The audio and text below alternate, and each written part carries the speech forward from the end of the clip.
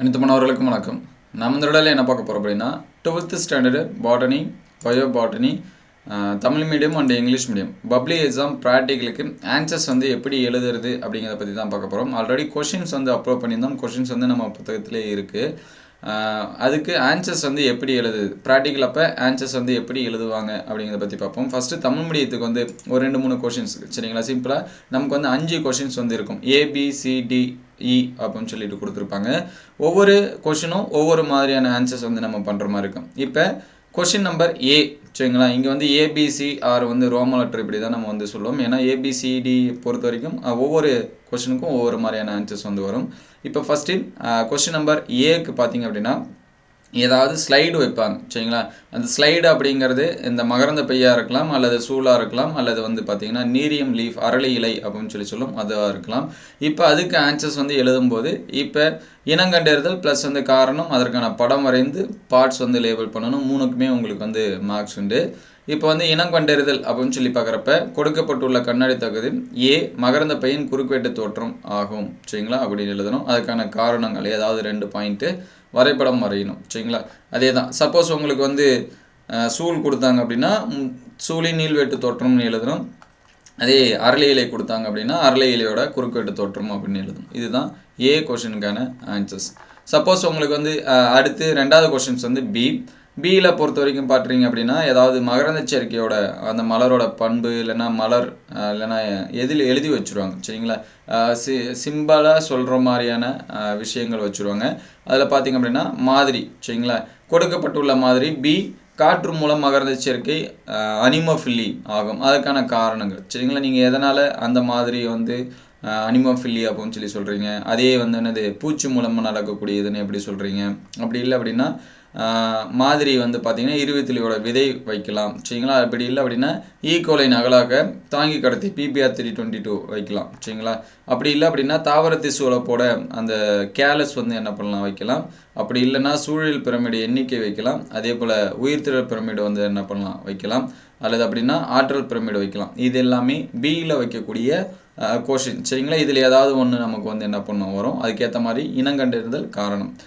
முக்கியமானது என்ன அப்படின்னு சொல்லி பார்த்தீங்கன்னா ஃபஸ்ட்டு கொஷின்ஸுக்கு மட்டும்தான் ட்ரா வரையணும். மற்ற கொஷின்ஸுக்கு எதுக்குமே என்ன வராது, ட்ரா வராது. அதனால் ட்ரா நீங்கள் வரைய வேண்டிய அவசியம் இல்லை. அதுக்கடுத்து 3வது கொஷின் பார்த்தீங்கன்னா சி இனங்கண்டறிதல் கொடுத்துருப்பாங்க. இங்கே பார்த்தீங்கன்னா நமக்கு கணித செயல்பாடு கொடுத்துருப்பாங்க. ஒரு பண்பு கலப்போ இரு பண்பு கலப்போ அல்லது பிணைப்பு அல்லது பார்த்திங்கன்னா நமக்கு அந்த ஆற்றல் ஓட்டம் இதோட கணக்கீடு கொஷின்ஸ் கொடுத்துருப்பாங்க. ஒன்று இரு பண்பு கலப்பு சோதனை வரலாம். அல்லது அப்படின்னு சொல்லி பார்த்திங்க அப்படின்னா அந்த சி ஆற்றல் ஓட்டம் என்ன பண்ணலாம் வரலாம். அல்லது அதுக்கடுத்து பார்த்திங்க அப்படின்னா குரோமோசோமோட பிறழ்ச்சி வரலாம். அல்லது குரோமோசோமல் பிறழ்ச்சியோட இரட்டைப்பாதல் வரலாம். அல்லது பிணைப்பு அந்த குறுக்கேற்றம் படிக்கணும் தெரியுங்களா, அந்த இதில் வரலாம் சரிங்களா. இதுலேருந்து தான் நமக்கு என்ன வரும் கொஷின்ஸ் வரும். சி அப்படிங்கிற பட்சத்தில் இருபண்பு கலப்பு சோதனை வரலாம். இந்த குரோமோசோமோட பிறழ்ச்சிகளில் வரலாம். அல்லது அந்த ஆற்றல் ஓட்டம் அந்த கொஷின்ஸில் வரலாம். அல்லது அப்படி இல்லை அப்படின்னா பிணைப்பு இதுலேருந்து ஏதாவது ஒரு கொஷின்ஸ் நமக்கு என்ன பண்ணும் வரும். அதுக்கடுத்து 4வது கொஷின்ஸ் டி அப்படின்னு சொல்லி பார்த்தீங்க அப்படின்னா சோதனை கொடுத்துருப்பாங்க.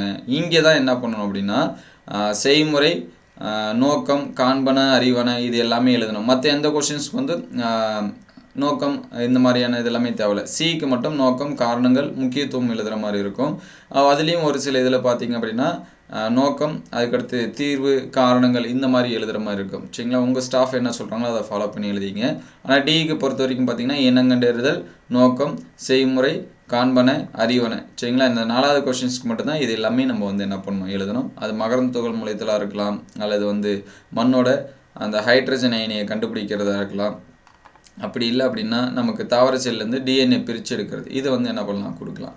லாஸ்ட்டாக பார்த்தீங்க அப்படின்னா 5வது கொஷின் சரிங்களா. ஈயில் கொடுத்துருப்பாங்க. 2 இது கொடுத்துருப்பாங்க. என்ன கொடுப்பாங்க அப்படின்னு சொல்லி பார்த்தீங்கன்னா இங்கே கொடுத்துருக்காங்க பாருங்கள். ரப்பர் வைக்கலாம், அவல், மருதாணி, கற்றாழை இதில் ஏதாச்சும் 2 பொருளை வச்சுட்டு இதோட தாவரத்தோட பெயர் என்ன, தாவரியல் பெயர் என்ன, பயன்படும் பாகம் என்ன, அதோட பயன்கள் என்ன அப்படின்னு சொல்லிட்டு நமக்கு என்ன பண்ணுவாங்க கொஷின்ஸ் கேட்பாங்க. அதுதான் நம்ம எழுதுகிற மாதிரி இருக்கும். Mostly bio botany English medium ஸ்டூடெண்ட்ஸுக்கும் அதே சேம் இதுதான் சரிங்களா. நம்ம அதை இங்கிலீஷில் என்ன பண்ணுற மாதிரி இருக்கும் எழுதுகிற மாதிரி இருக்கும். அவ்வளோதான் வித்தியாசம். ஐடென்டிஃபிகேஷனு, ரீசன் இந்த மாதிரிலாம் என்ன பண்ணணும் எழுதுகிற மாதிரி இருக்கும். இதோட பிடிஎஃப் வந்து வேணால் நான் கீழே டிஸ்கிரிப்ஷன் லிங்க்கில் தரேன், அதில் நீங்கள் செக் பண்ணி பார்த்துக்கலாம். சரிங்களா? இங்கே சிம்பிளாக கொடுத்துருக்காங்க பாருங்கள். எக்ஸசைஸு ஏ வைக்கக்கூடியது என்ன அப்படின்னா ஐடென்டிஃபிகேஷன், அதுக்கான டயக்னோஸ்டிக் ஃபீச்சர்ஸ் ப்ளஸ் வந்து ட்ரா நம்ம கண்டிப்பாக அதுக்கு வந்து என்ன பண்ணணும் வரையணும்.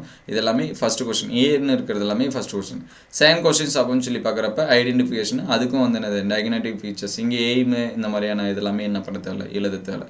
அதுக்கடுத்து தேர்ட் கொஸ்டின்ஸு சி அப்படின்னு சொல்லிட்டு வரக்கூடிய இதில் பார்த்திங்க அப்படின்னா ஐடென்டிஃபிகேஷனு, கன்ஸ்ட்ரக்ஷன்னா நம்ம அந்த கால்குலேஷன் வரது ஒரு சில கொஷின்ஸில் வரும். சரிங்களா? ஆன்சர்ஸ் இது எல்லாமே எழுதுகிற மாதிரி இருக்கும். அதே போல் இதுக்கும் இருபண்பு கலப்புக்கும் நமக்கு வந்து என்ன பண்ணியிருப்பாங்க கொடுத்துருப்பாங்க. அதே போல் அந்த 10% இதுக்குமே நம்ம வந்து என்ன பண்ணுறோம் வரைகிற மாதிரி இருக்கும். அதே போல் குரோமோசோமல் ஆப்ரேஷன்ஸில் வந்து டெலிஷன், இங்கே ஐடென்டிஃபிகேஷன், ரீசன், சிக்னிஃபிகன்ஸ். சரிங்களா? இந்த தேர்ட் கொஸ்டின்ஸில் மட்டும் உங்களுக்கு என்ன வருதோ அதுக்கேற்ற மாதிரி மாறும், மற்றது எல்லாமே காமனாக எல்லாத்துக்கும் வரக்கூடியதான். சரிங்களா? அதுக்கடுத்து டியில் பார்த்தீங்கன்னா ப்ரொசீஜர், இங்கே சிம்பிளிஃபை பண்ணி கொடுத்துருக்காங்க. அங்கே 4 பாயிண்ட்டாக கொடுத்துருந்தாங்க, இங்கே ரொம்பவே சிம்பிளிஃபை பண்ணி என்னென்ன பண்ணணும் அப்படிங்கிற மாதிரி கொடுத்துருக்காங்க. இது இங்கிலீஷ் மீடியம் ஸ்டூடெண்ட்ஸுக்கு.